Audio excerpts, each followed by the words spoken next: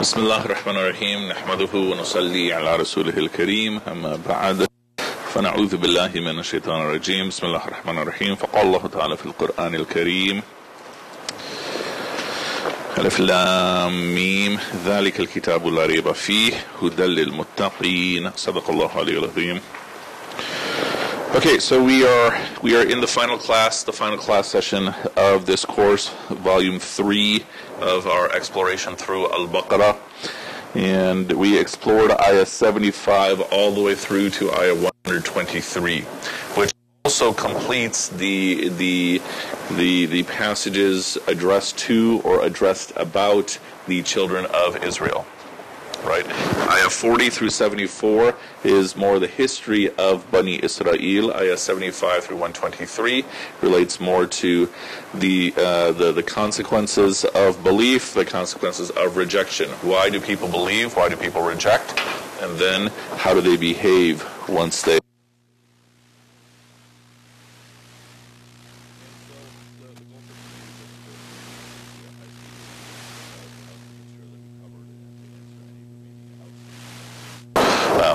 Did you have a question to begin with? Oh, okay. And feel free to interrupt with any questions of any sort. So the first section that we looked at was ayah 75 through 82. Ayah 75.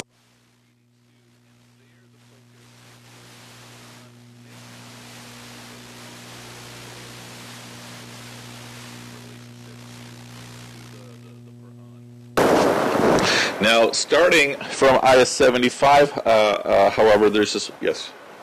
Okay. It's going in and out?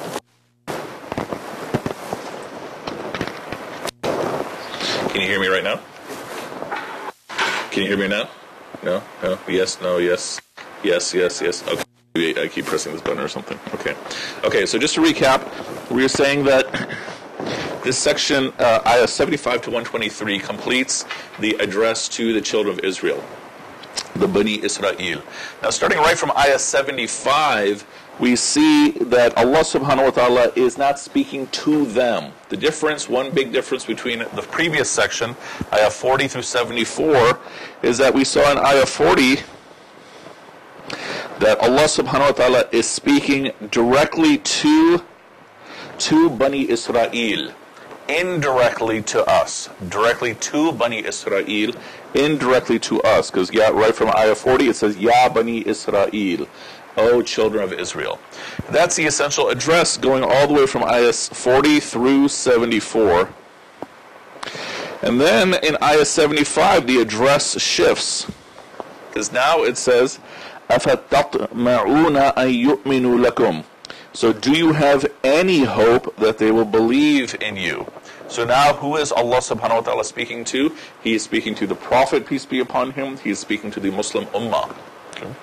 Do you have any hope that they will believe in you?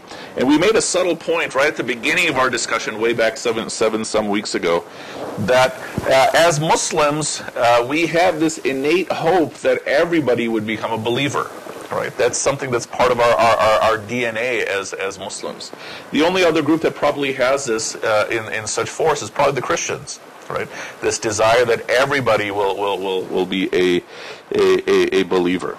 Right, there's a very something within us that makes us hope that everyone will want this. Okay, now question? No, okay. Now, having said that, that launches the whole discussion, because this is, do you have any hope that they will believe in you when a party of them used to do such and such and such and such and such and such and such and such? So from ayah 75 to 82, we said that what is the problem here? These are wrong things that people do in relationship with Revelation, wrong things that people do in relationship with the book. And we listed 5 things. The first thing that we listed was that they listened to the book and then they changed the words knowingly, even after having understood it. They changed it. Now, this does not apply to us as much. It is hard for anybody here to listen to the Quran and then change the words of the Quran. A'udhu billah. Why? Because we have so many people who have it memorized. That'll stop you right away. Even in many of our circles, if I mistranslate it, if my translation is way off, even that will be corrected very, very frequently, or very, very quickly.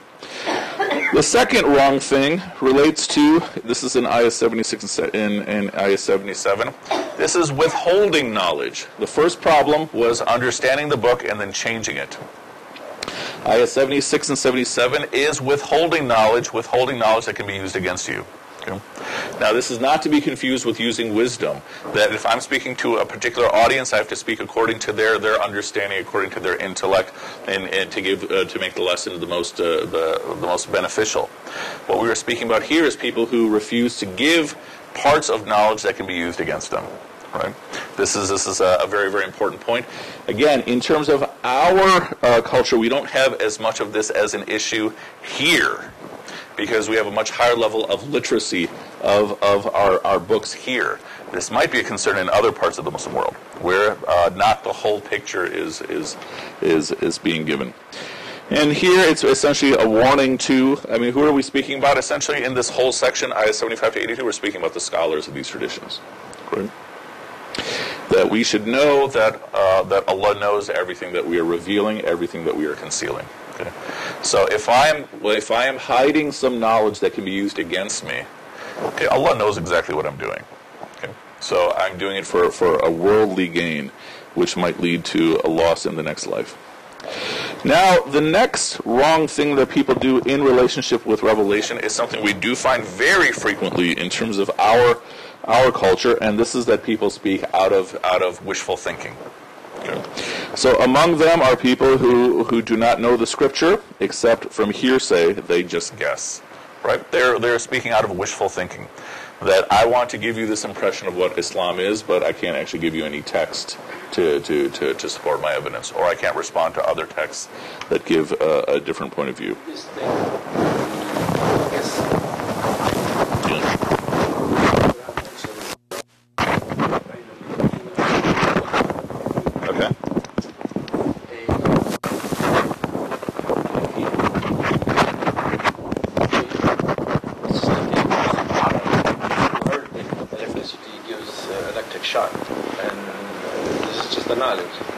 Somebody got electrocuted, you got an electric shock yourself.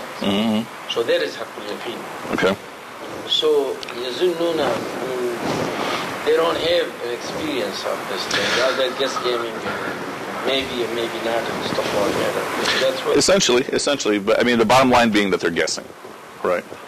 Whether or not they've experienced anything, maybe they have, maybe they haven't, but they are essentially guessing. Yeah. And the nice thing about the way our tradition works is that if we make a positive guess, a sympathetic guess, it's probably going to be found somewhere in the tradition. If we speak of something good, it's probably going to be found in our tradition. But still, the problem is that people are speaking out of wishful thinking. The next problem is when people make up something and they say that it is from Allah. Okay. And here it's a double problem. One problem is that they are making things up and they're saying this is from Allah. Okay. Second problem is that they are earning from this. Okay. Meaning, why would I make things up? A'udhu billah. It's for some worldly gain. Okay, so what does it say at the end of this ayah? Woe to them for what their hands have written, and woe to them for what they earn from it. Okay. Double problem. Again, is this a problem as much in our community? Not so much with the Quran, because you can't really make up something and say that it's in the Quran, because there are so many people who can verify or check. The last point, ayah 80, the fifth thing that is done wrong, is when people make theological statements without foundation. Okay. So here, there were people in Medina who were saying that the fire will not touch us except for a certain number of days. And what is the response? Ask for proof. Okay. Has Allah subhanahu wa ta'ala made a promise to you? Because He will definitely not make a promise. Okay. So these are a few simple points to help understand this further. What are we saying? That if I am making changes in the book, or if I am making something up that is not in the book, but I say it's in the book, what am I actually doing? I'm changing the whole religion. Okay? Because if the book is at the center of the religion, if I'm changing the book, then I'm changing the whole religion. Okay? And that's more relevant to our concern. That when we speak about, sorry? How do you change and then you talk about interpretation. Well, essentially that a lot of times when people speak of reform of Islam, what are they talking about? They're talking about changing things to suit whatever their goals are, their desires are, as opposed to surrendering to Allah. But we'll come back more, inshallah. Okay. And so then what do we say in Ayah 81? Whoever has done evil and sin surrounds him, they are rightful owners of the fire. And think about this, that if I commit a sin, a'udhu billah, there's a risk that I've gotten some benefit from the sin, so I have to do more sin. So for example, suppose I lie on my resume, a'udhu billah, then what happens? Then let's say I get the job, now I'm earning based on my lie. And so now I'm purchasing things based on what was originally a lie, and now my house is a result of that, my car is a result of that, and so what do we have? An entire environment that is the result of this sin. Such people are owners of the fire. But Ayah 82, what Allah subhanahu wa ta'ala also gives us is also the cure. Okay? That those who believe and do right, they are rightful owners of the garden. Now, on its own, we see this many times in the Quran, right? These people are going to hell, those people are going to heaven. But also don't lose sight of the fact that you don't want to give up, right? So if I find myself thinking I've done all 5 of these things wrong, okay, and all my whole life is a result of this corruption that I've done somewhere in the past, and I regret it and I feel remorse, Ayah 82 is you keep doing good. You keep doing good. Right? So no matter how deep you think you are in sin, you keep doing good. Okay? Because we spoke way back in class volume number 1 that the name Iblis, why did he get the name? Because he gave up. He despaired. And that is not our tradition. We don't have the privilege of giving up. So even if you do one sin, what do? As quickly as you can, you follow it up with a good deed. Okay? So keep this point in mind, that even if you feel like you're surrounded by sin, or surrounded by the results of your sin, then you keep doing good. Okay, and inshallah, the good will begin to wash away the bad. Okay. That's the first section. What is the first section? The first section is wrong things people do in relationship with revelation. The second section is Ayah 83 to, I think, Ayah 86. And here is wrong things that people do in relationship with their oath, their commitments. Now, this is something that we don't give as much attention to in our community. But to make one side point, when we look at the biography of the Prophet, peace be upon him, we see that the community in Mecca used to give very heavy, strong emphasis to their commitments, to the oath that they were making. Whatever it was, big or small, they would give a very strong importance or priority to every oath that they make. Okay. To the point that this became the revelation. Artie, were you raising your hand? Do you have a question? No, okay.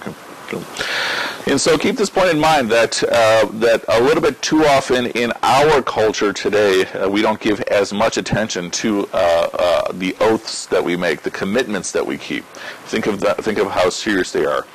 And here, the key commitment that is spoken about is the pact, the covenant that Bani Israel makes with Allah subhanahu wa ta'ala. And what did we emphasize here? If we look at the terms of this pact, number 1, do not worship anyone save for Allah. Okay, straightforward.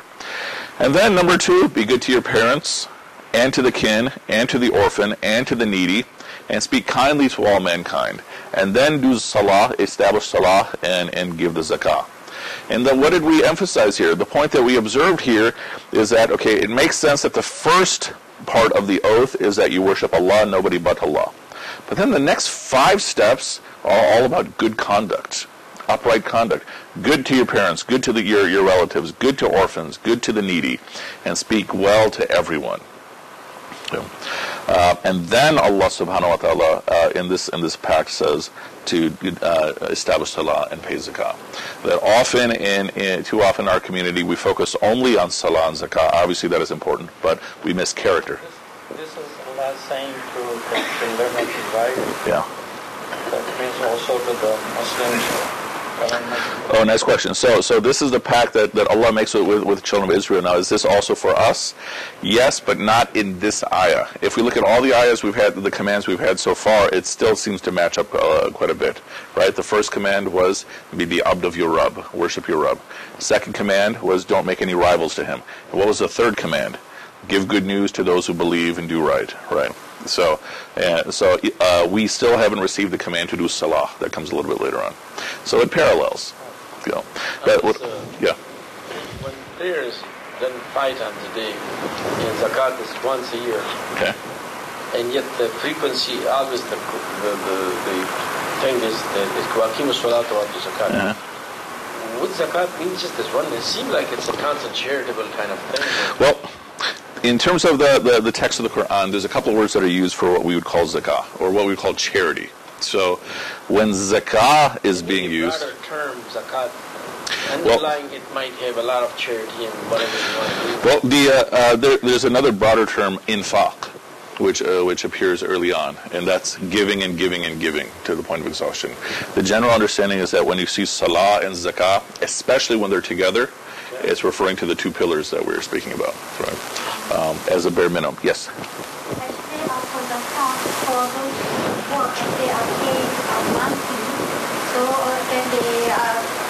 Give zakah monthly, not because the house, then you need the house monthly. You pay the zakah for the monthly payment rather than have to wait for 1 year. The frequency is different for each people earning. Let's talk about that after the class, because it's a very specific fiqh question. Because my default answer would be that even you would look at what savings you've had for a year untouched, and if you have none, then you have none. Right. Yeah, but we can discuss that after class, inshallah. Yeah. If it goes on video, it becomes about the entire world. That's why we have to be careful. Yeah. So again, the key point being that this section we're looking at is related to the pacts, the oaths we make to Allah, and their oath place so much emphasis on character. And the point that I'm emphasizing here is that this is something that is not as emphasized in our culture, but needs to be. Right? We do need to focus on acts of worship, your ibadat, but we also need to focus on the importance of character. Right. That's very centrally important in terms of our culture, because we know that the Prophet, peace be upon him, said he did not come except to perfect character. Right. And then what was the lesson here from Ayah 84 and 85 is that when you break part of your pact, you're going to start contradicting yourself. In their case, there were more elements of the pact, which was do not shed your own blood, do not shed the blood of your people, nor drive people out, nor drive your own people out. Now, at the time of the Prophet, peace be upon him, what was taking place in Medina?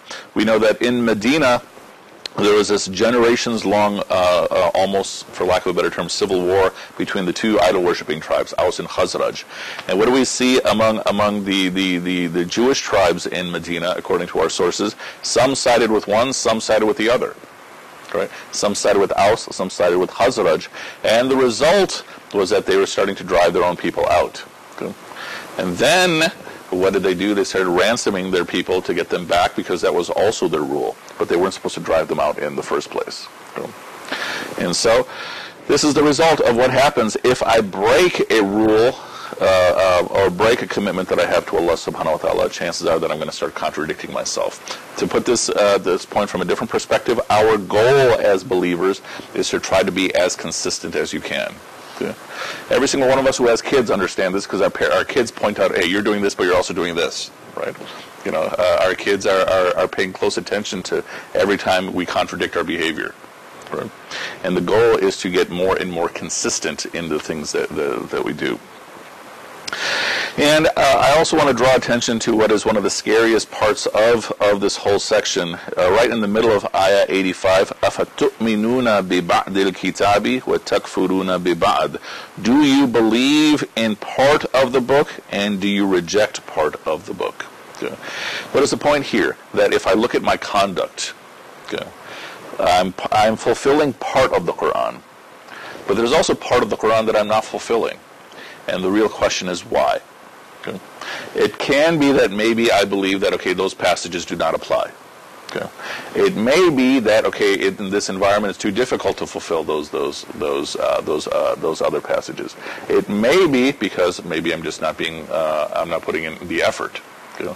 And so a serious question each and every one of us has to ask ourselves is those aspects of our deen that we are not fulfilling. We have to honestly ask ourselves, no one else needs to know, we honestly need to ask ourselves, okay, why? Why am I not fulfilling this and this and this and this? Because that's the central discussion of this whole 7-week class. In this 7-week class, we were speaking about people who don't even believe, and there the question is, why are they not believing? And we've explored some of those points, and we're going to revisit some of those points. But parts of the Quran that I'm not fulfilling, I have to ask myself why. And I have to be bluntly honest with myself. Because what does it say at the end of this ayah? What is the reward of those who do this, who believe in part and reject part? Except disgrace in the life of this world, and they will have a very serious punishment in the akhirah. Okay. If you're effectively picking and choosing.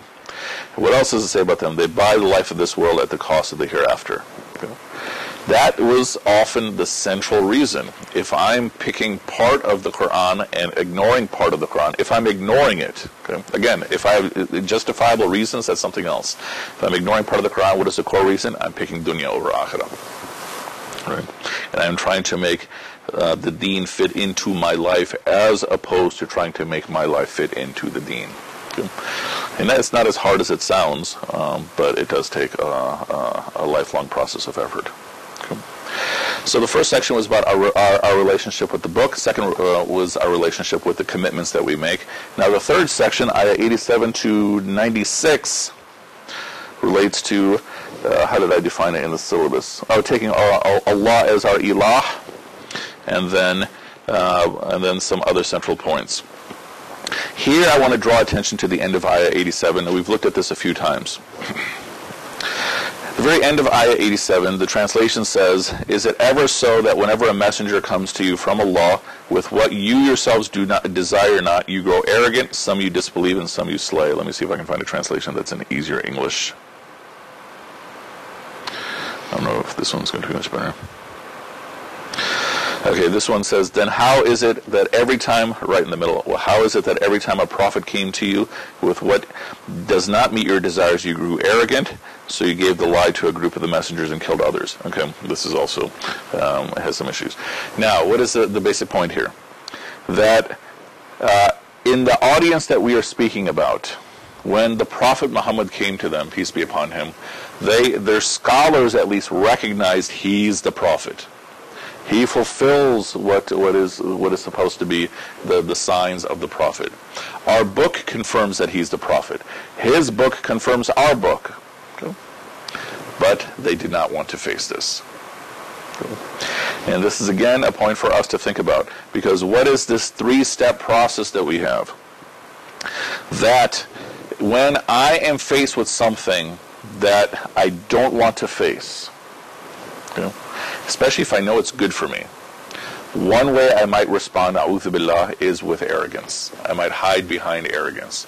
And this is what we see in the story of the devil. We often say that the devil, that arrogance was the cause of his downfall. His downfall was because he refused, and then he hid behind arrogance. Okay?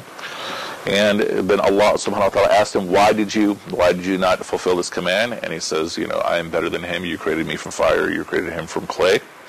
And so one level of response is that if I don't want to face something, I hide and I become arrogant. Okay, this is foolish. This is dumb. This is not worth my time. Okay?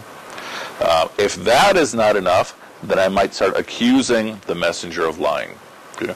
Or I might start accusing the person who is giving me this good advice of having some ulterior motive. Right? Yeah. Somebody who says I'm just a American or I'm a Muslim or I'm a big rich man or I'm a doctor or something and I can't sit with, he's not at my level or something, and it's the same thing.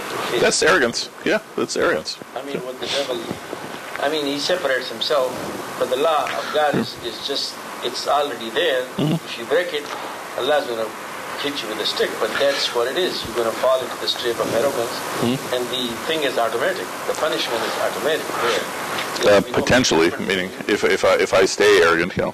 Mm-hmm. So in essence, Allah is not punishing anybody, but the law is there. You break the law and you fall into the trap. The laws are universal for everybody. Mm-hmm. Yeah, so Allah is not in the process of punishing, but rather we break the law, and it's an automatic process that you won't find no fulfillment in life. Potentially. Yeah, I mean, I'm already rejecting something that's not good. That's good for me. Sure. And the second level is again that you start accusing you start making accusations against the one who's delivering the message to you, and if that is not enough, then you might resort to violence. Okay. Yes. Actually, we know that Rasulullah always came to us. Now we are waiting for Jesus to come, and we don't even know how he looks like. Okay. When he will come, and there are people who come and just there are who say that I'm the prophet after Muhammad and everything and so on. So as Muslims, so we know that Jesus will come back. And we don't want to be arrogant. We want to admit. So who is the Jesus, the right Jesus that we will follow? Because Jesus will bring the teachings of Islam to for his next coming. So how do we know that? I would say we'll leave it up to him to prove it to us, inshallah. Yeah. Just like the prophet revealed. Yeah. So, Yeah. Well, yeah, we can also talk about, meaning, well, how about if we talk about that after class also, inshallah? In the hadith literature, we have descriptions as well as where is he supposed to come and everything. But we'll continue. We'll keep moving forward, inshallah. Yeah. Now, this last part of this ayah, this three-step process, this is also summarizes the Prophet peace be upon him in Makkah. Right? How did the Quraysh first respond to him? Essentially with arrogance. Right? They felt he was going through a phase or something. They laughed at him, and then as he continued to preach, then they started making character assassination against him. And then when that wasn't enough, then they decided that they had to kill him. Right? And so, again, what is the key point here? That if I am faced with something that I don't want to face that is good for me, if I'm faced with something that's good for me and I don't want to face it, this is a three-step process of how people often respond. Another way that people respond, question? Or no? Okay. Another way that people respond is to say that they're too deep. Ayah 88. وَقَالُوا قُلُوبُنَا غُلْفٌ. That our hearts are all wrapped up. And so another excuse that people might give is to say that, all right, I'm too deep in doing what I'm doing. I have no more space for any learning, right? Or I have so much knowledge. I have no more space for any other knowledge. And this is nothing but an excuse. Okay, it's from our perspective, it's a silly excuse, but it's an excuse we might make. Yes. It's not the same as being an agnostic, because an agnostic says essentially, I don't know, right? See, what we do find with some agnostics is often they start giving rules that make it hard for them to believe. So I have at least one friend, but I'm probably I'm forgetting some more. One friend that I'm thinking of who's agnostic, I asked him, then do you pray? He says, no, it is beneath God to answer my prayers. And then, I asked, well, where are you getting this information from, right? Why are you applying rules to Allah subhanahu wa ta'ala, right? So I would say that's a little bit different than what we have here, but that's what we find among agnostics sometimes is that exact problem, that I don't know, and they believe they're not making a choice, but you are making a choice by saying, I don't know, right? And then they start adding rules. And now the interesting thing is that when we look at the biography of Imam al-Ghazali, he went through a phase where he went through a lot of difficulty, which in our language we might call it something like an agnostic period. But what did he do throughout that entire process? He kept praying. He still kept praying and praying and praying and praying. Right? And then good things resulted for him after that. And that's part of the concern here, that if I am agnostic, then the recommendation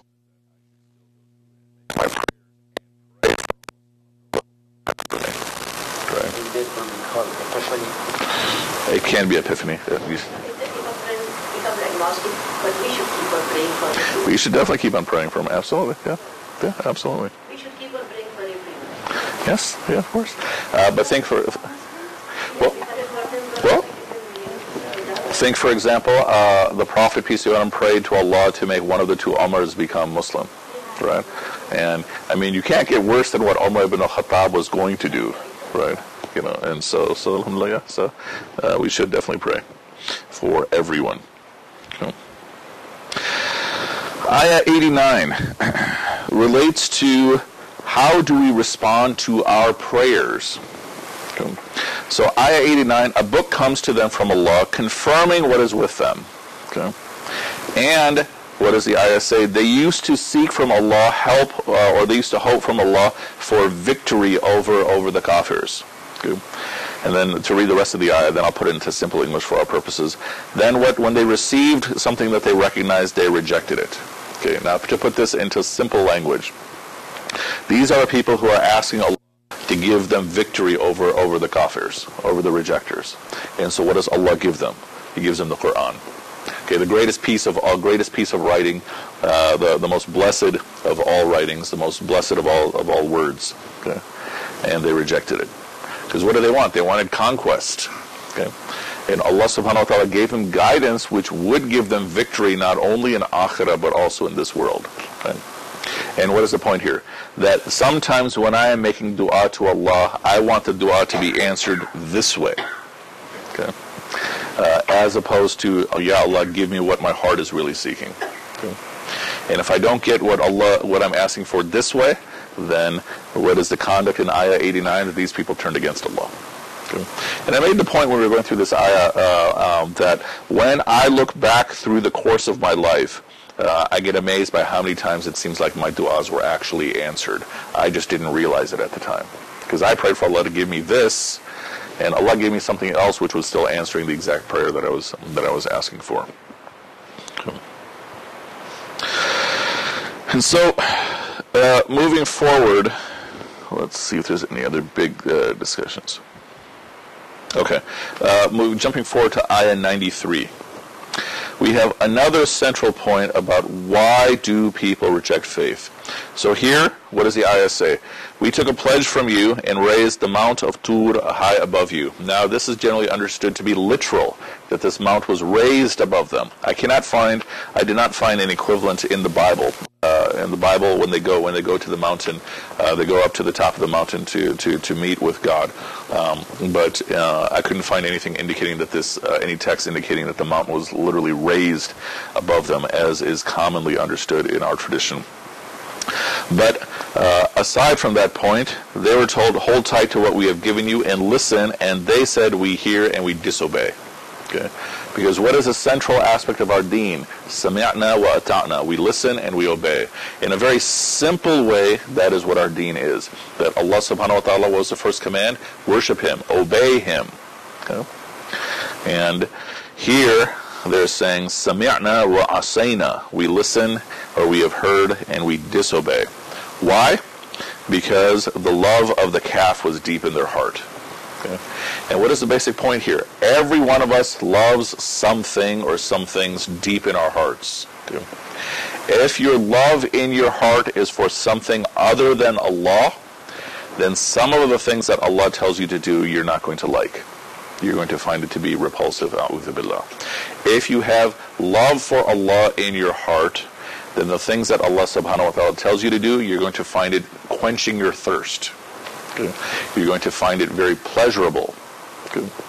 It'll be a source of joy. But if you do not have the love of Allah in your heart, you have a love of something else in your heart, then the essential result might be similar to what they have here.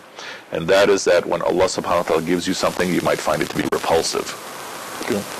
Just like, for example, if we have someone who's addicted to alcohol. Right. That if you're deep enough in your addiction to alcohol, if someone gives you water, if someone gives you juice, you don't want it. Good. If someone gives you fruit, you don't want it. Okay. You only want the alcohol. Okay. So the point here is that when you have this deep love of something, when something becomes your ilah, that you surrender to, your whole system of iman, your whole system of faith then gets adjusted accordingly. So a person who has this deep love, this deep addiction to alcohol, they start to have iman bil alcohol. Iman in alcohol, that they find security, they seek security and trust in alcohol. They do jihad in the way of alcohol. I mean, they struggle to get that. And so whatever it is that you have in your heart is what you're going to be working towards. Okay. And so, Awareness of God. I'd say it's much deeper than awareness of God. It's a deep consciousness of God in your heart. Yeah. I just want to share something. Please. In Malaysia, that we always try to give remedy to the drug addicts. So we use the Islamic conducts on having how to actually put them away from the drug addiction. So it is actually proven that really helps. So they don't go back to the drug. But sometimes the problem is the society, when they know that they are drug addicts, so they are not given the work and so on. So then they go back. But if let's say they are constantly using whatever they learn in the institution of having to know Iman, or having to pray, or having to love the religion, so they are really pure. Interesting. So it's almost like a form of therapy, using the deen as therapy. Yeah, very nice. Very nice. Very nice. Yeah. In terms of our culture, our general Muslim culture in our society, as well as our general American culture, what is the deep love that people are often struggling with? It is love of dunya. Right? That it's the love of dunya that, a'udhu billah, might be so deep in my heart that other things that give me akhirah don't seem as appealing to me. Now, there's a few more points, just for example, ayah 94 and 95. Here, if I believe that I am guaranteed akhirah, if I am guaranteed salvation in akhirah, then logically what should I be doing? I should be wishing for death. Okay? I should be praying for death. But if I am in love with dunya, then I'm never going to do that. Okay? Then I would never want akhirah, even though I might be convinced that, or I might think that I'm convinced that I'm having akhirah. What is the point here? Another question for each of us to ask ourselves is, how much of a consciousness do we have about our akhirah? Okay? And another way to look at that, how much of a consciousness do I have about the fact that I'm going to die? Because especially in our society, our greater American society, it's very much focused on denial of death, ignoring death, everything that's related to death. You stay away from those things, and you revere the things that are farthest away from death, like youth. Right? Our culture reveres youth. We don't give as much respect for people who are older than youth. And so this is another one of those very serious questions that we have to ask ourselves. Yes, ma'am. We actually believe that there's something good after death, and we do think that Allah. We are not encouraged to wish for death.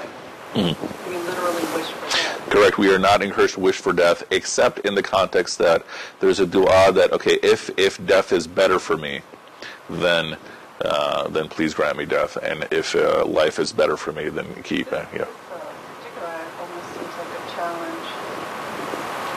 Not, if it's better for me, but like if you believe it. If you believe you're guaranteed, right? If I believe that I'm guaranteed Jannah, and Jannah is better than anything I can imagine, then why would I want to stay in this world, right? That's the simple logical problem. And we're never that certain. Right? We don't know what our future is. Yeah. The other ayah in the Quran, إِنَّ الَّذِينَ قَالُوا رَبُّنَا اللَّهُ وَاسْتَقَامُوا. Okay. The angel descend on them to give them protection in this life and the hereafter. I don't think it goes that far, but keep going. Oh, it does. Okay.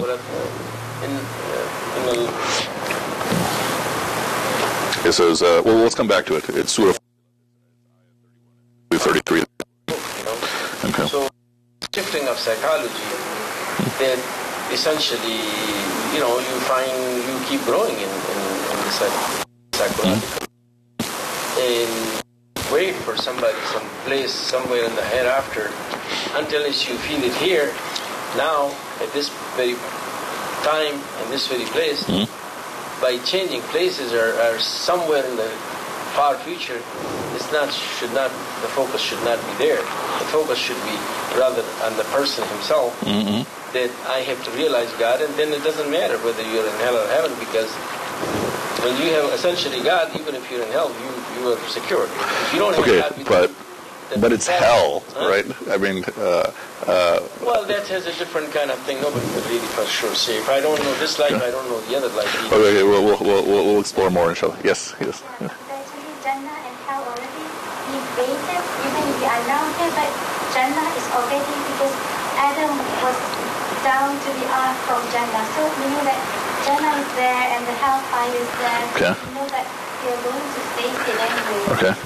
Yeah, but I also agree with brother that's saying that we have to realize that Allah subhanahu wa ta'ala, our faith is there, and because of Allah's mercy, because of our good deeds or whatever, but we have to also weigh that, because in Islam, asking us to do this and that, and all the statutory are there in the Quran, and we have to follow it so that we are going to Jannah. But Jannah is for sure from Allah's mercy today, so we have to love Allah as much as that.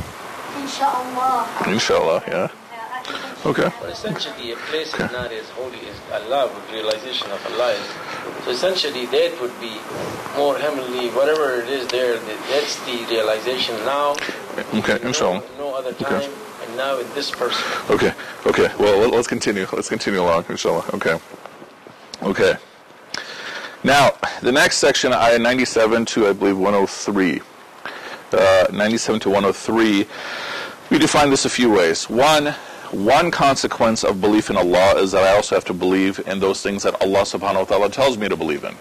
So, La ilaha illallah, also, Muhammad Rasulullah, I have to believe in the Prophet, peace be upon him, I have to believe in the revelation. I also have to believe in the angels. Okay. Again, if we're raised in this culture, this is not really a big deal. But what is the key point? We said that a core aspect of the deen, of the religion, is listening and obeying. And at the most basic level, we have to believe in angels. Why? Because Allah subhanahu wa ta'ala says so. All of them. At the time of the Prophet, peace be upon him, there were some people who rejected some of the angels. They believed in angel Mikael, but they rejected angel Jibreel. Okay. From our understanding, that doesn't make as much sense, but for them it made sense. And what is our basic lesson here? You have to believe in all of the angels at the bare minimum. Why? Because Allah subhanahu wa ta'ala says so. But what is this section also about? This is believing in things that are beyond the material realm. These are believing in things in the ghaib, in the unseen, things that are beyond physics. Angels are beyond physics, right? As well as in ayah 102, we had this big extensive discussion about magic. Okay. That magic is also looked at as something real. And why did we say people might resort to something like magic? They're looking for shortcuts. Rather than put in the effort to accomplish something, they're looking for shortcuts by way of magic. Now, starting from ayah 104 to 112. In ayah 104, we have the fourth command. First command, be the abd of your Rabb. Second command, do not knowingly make rivals to Allah. Third command, give good news to those who believe and do right. The fourth command, ayah 104. O you who believe, Ya ayyuhalladhina amanu, la taqulu ra'ina. Do not say, and here it does not translate it ra'ina, but say unzurna, and listen. And there's a grievous punishment for the unbelievers. And how is this commonly understood? A few ways. One way is that when you are approaching the Prophet, peace be upon him, approach him with respect in your language. Okay. Don't say, hey, look at me. Say, how may I serve you? Right? Look at me as someone who can serve you, and then you listen. Okay. And then by extension, this is also an instruction on how to interact with people. That our approach that we should have with people is that we are seeking to serve Allah subhanahu wa ta'ala by serving each other. Okay? Rather than look at me to see how great I am, look upon me to see how can I help you. Okay? And then when you make that offer, listen. Okay? And so think about this. The first two commands are our relationship with Allah subhanahu wa ta'ala, and now the second two commands are related to our relationship with each other. Okay? And command number 3, give good news to those who believe and do right. And command number 4, serve.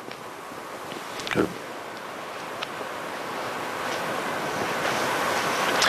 And very seriously, try to work on this in terms of making this your outlook, the way you conduct yourself. I mean, we're studying the Quran not just to see what it says, but to see how we can serve Allah subhanahu wa ta'ala in what He tells us to do. Then we had a long and lively discussion in that class about the idea of abrogation. Okay. And we said in a simple nutshell that there are 3 levels of abrogation. One level of abrogation is that the Quran abrogates the previous revelations. Okay. That we saw many relationships that the Quran has with previous books. One is to confirm the truth in the other books.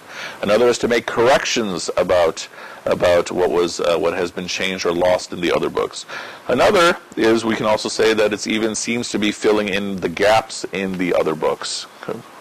And ultimately it is replacing them all. Another level, this is in the tradition, we did have some lively discussion on this, that in terms of the matters of law, how does law play out? That law works step by step by step.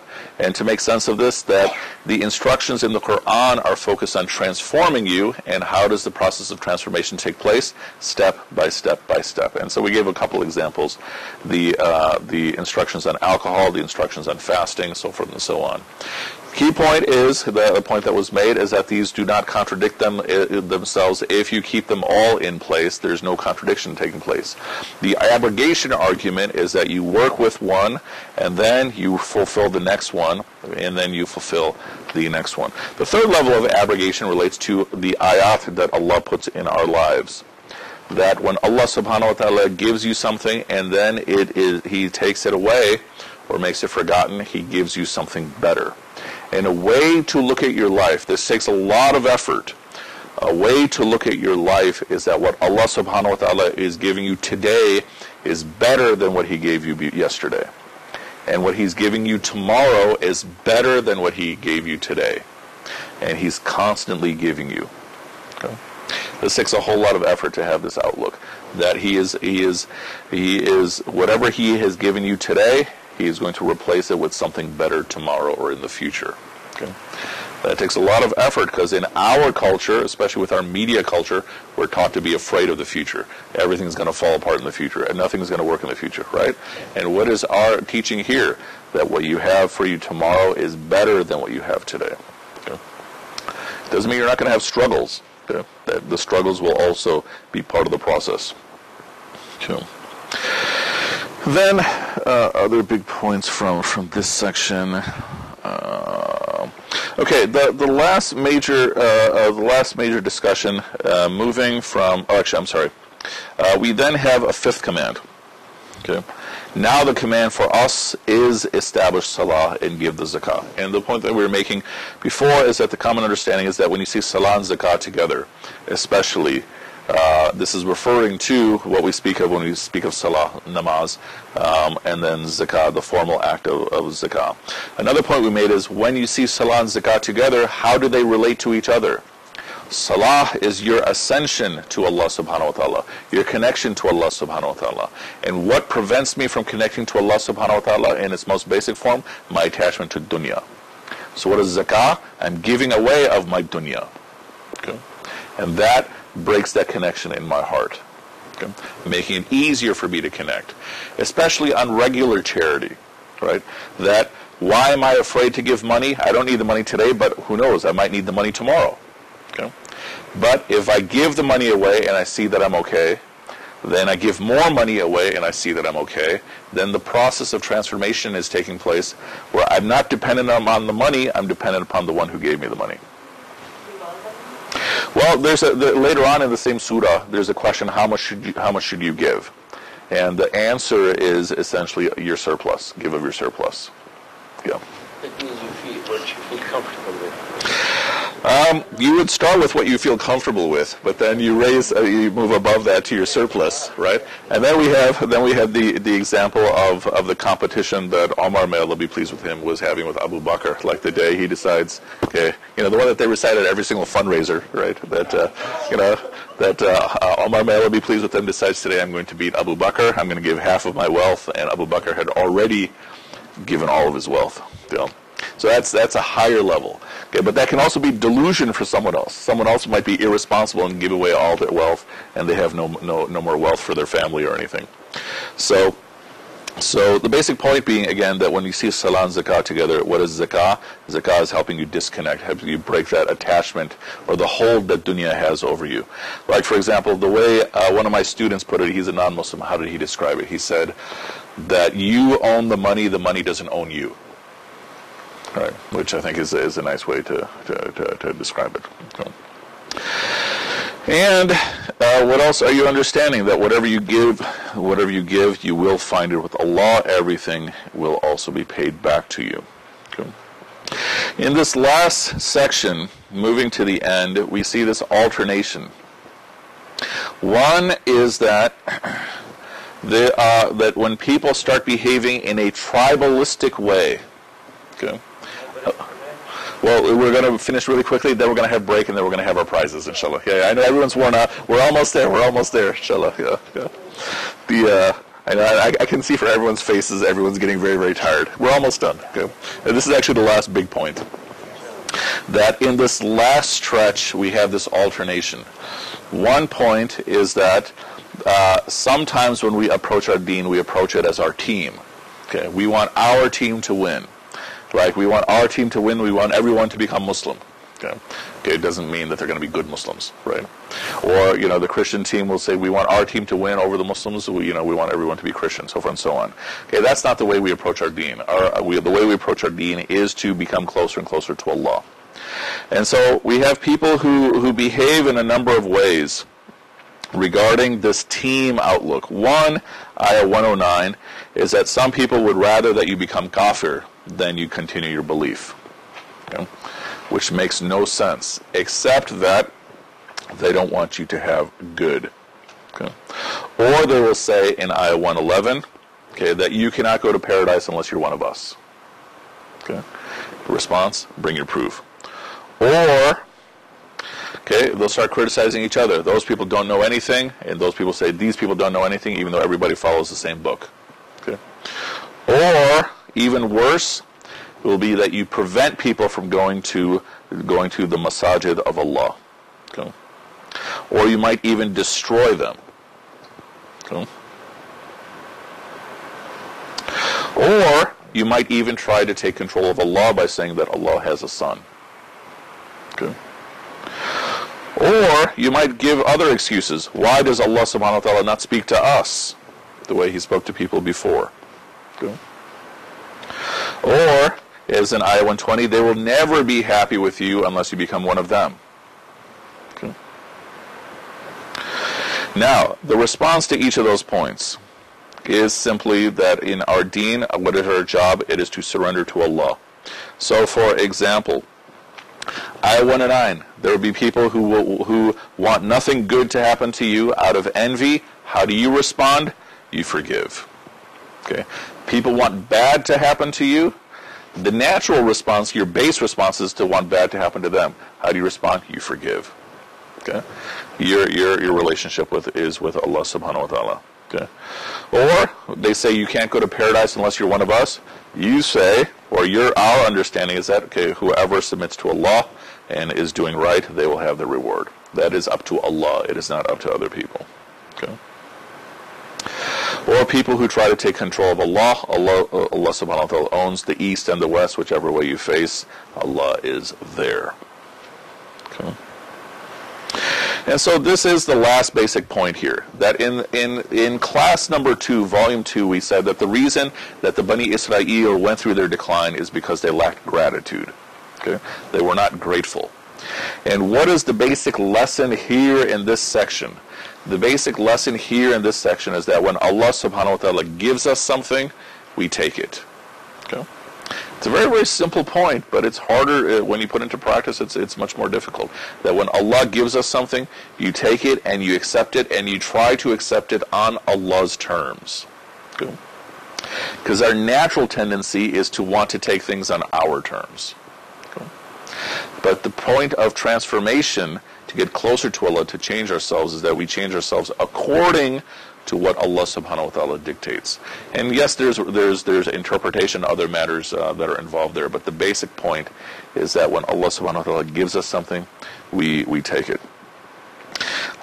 Bringing us to the end, ayah 121. Those to whom we gave the book, they recite it as it should be recited, observing everything. And what is the basic point? They believe in it. Otherwise, the other option is to reject it. And then from there, ayah 122 and 123. O children of Israel, remember the favors that I have favored you with, and I gave you excellence. فَضَّلْتُكُمْ عَلَى الْعَالَمِينَ, I give you grace above everyone. And then guard your day against the day of judgment. If we were to sum up this whole class down to this one point, the one point is that when Allah is giving us something in the revelation, we try to take it and we try to live it.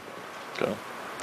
And we try to do our best to do it in the way Allah subhanahu wa ta'ala is prescribing it for us. Okay? And we all already know this. Okay. What we've seen in the course of this class, and from ayah 75 through 123, is all the different ways people don't follow. Okay. And that's the basic point. Any last questions about anything? Now shall intercession be of okay. Yeah, that we'll recap from the first class. But the basic point here is that in terms of if we read this ayah on its own, it looks like there's no intercession whatsoever. If we take all the ayahs in the Quran together, there's no intercession except what Allah has given permission for. And so what's the point that's taken here? That in ayah 122, they've been given everything of dunya, including everything that's in ayah 123. So in dunya, they've been given ways to get out of doing things. They've been given intercession. They pray to Musa alayhi salam, call upon your Lord to do such and such for us. They're given all kinds of help. And so they have everything of dunya, but all those things they have in dunya, they're not going to have in akhirah. Yeah. And that basically sums it up. Inshallah, for each and every one of us. Inshallah, yeah. Among many other things. Yes, ma'am. In verse 109, I misunderstood something about envy. Who are you forgiving? Okay, so here it says, many of the people of the book desire that you turn into rejectors after having believed. Okay, and what is the core reason? It's envy. And so what should you do in that case? Forgive them. Forgive the ones who wanted you to not have them. Yeah, exactly. The people who want you to go astray. So think about this. Rather than you believe in what they're believing, they even want you to just go astray. And the basic point being that when you see people who are acting in this ill way towards you, until Allah subhanahu wa ta'ala gives you other instructions, forgive. This is not talking about the kind of envy of people's cars or homes. In this specific ayah, that does not seem to be the case, right? I would say even in that case, forgiveness is probably the best practice anyway. Right, but this here we're speaking about people who would rather you go astray, right? Which is worse, right? I mean, than envy for the luxuries of life. So, any other last questions about anything?